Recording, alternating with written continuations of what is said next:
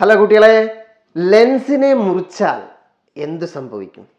Focal ലെങ്തിന് എന്ത് സംഭവിക്കും? നോക്കൂ, ലെൻസിനെ നമുക്ക് ഇങ്ങനെ വേർട്ടിക്കലായിട്ട് മുറിക്കാം, ഇങ്ങനെ ഹൊറിസോണ്ടലായിട്ടും മുറിക്കാം. നോക്കൂ, ഇതൊരു ലെൻസാണ്, അതിൻ്റെ ഫോക്കൽ ലെങ്ത് എഫ് ആണ്. അതിനെ ഇങ്ങനെ രണ്ട് പീസായി കഴിഞ്ഞാൽ ഇതിൻ്റെ ഫോക്കൽ ലെങ്ത് ഒരു പീസിൻ്റെ ഈക്വൽ ആയിട്ട് രണ്ട് പീസായി കഴിഞ്ഞാൽ ഒന്നിൻ്റെ 2f അങ്ങനെയായി മാറും. ഇങ്ങനെ മുറിച്ച് കഴിഞ്ഞാലോ നോ ചേഞ്ച്. ഓക്കെ, ഫോക്കൽ ലെങ്തിൽ ഒരു ചേഞ്ചും ഇല്ല. ഏത് പീസിൻ്റെതും എടുത്തു കഴിഞ്ഞാൽ ഫോക്കൽ ലെങ്ത് സെയിം ആണ്. അപ്പം നമുക്ക് നോക്കാം ഇതിങ്ങനെയാണ് വരുന്നത് എന്നുള്ളത്. നോക്കൂ, നിങ്ങൾ ഇതിനകത്ത് ആദ്യം lens formula 1/f is equal to നിങ്ങൾക്ക് അറിയാം n-1 അല്ലെങ്കിൽ μ-1 അല്ലേ, 1/r മൈനസ് 1/-r.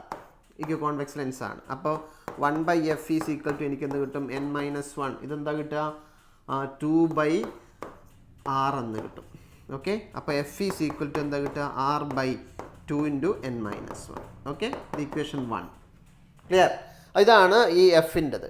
ഇനി ഒരു പീസ് ഉണ്ടല്ലോ, ഒരു ചെറിയൊരു പീസിൻ്റെ എങ്ങനെയാണ് എടുക്കുക? 1/f ഈസ് ഈക്വൽ ടു നമുക്ക് ചെയ്യുമ്പോൾ n-1. ഓക്കെ, 1/f ഡാഷ് എന്ന് കൊടുക്കുക അല്ലേ. പുതിയ ഈ പീസിൻ്റെത് എത്രയാണെന്നുള്ളത് n-1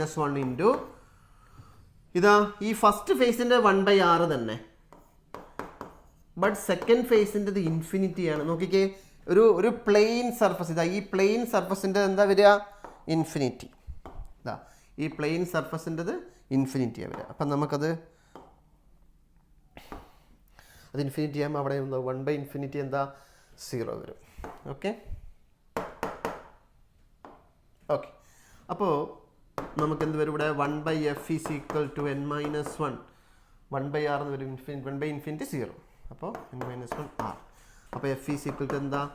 r/n-1. Okay, F dash ആണ്, എഫ് ഡാഷ്. അപ്പോൾ F dash is equal to നിങ്ങളൊന്ന് ചെക്ക് ചെയ്ത് നോക്കി, ഇതിനകത്തേക്ക് r/n-1. അപ്പോൾ F is equal to r/n-1 F dash എന്ന് കിട്ടും. അപ്പം നമുക്ക് F dash is equal to എന്താ? 2f എന്ന് കിട്ടും. ഇങ്ങനെയാണ് അത് വന്നിരിക്കുന്നത്. ഓക്കെ, ഇതിനകത്താണെങ്കിലോ റേഡിയസ് ഓഫ് കർവേച്ചർ ഒന്നും മാറുന്നുമില്ല. അപ്പോൾ അതുകൊണ്ട് ഇങ്ങനെ വെർട്ടിക്കലായിട്ട് മുറിച്ച് കഴിഞ്ഞാൽ ഫോക്കൽ ലെങ്ത് 2f ആവും. ഇതിൻ്റെത് നോ ചേഞ്ച്. ഓക്കെ, യെസ്, അടുത്ത വീഡിയോയിൽ കാണാം.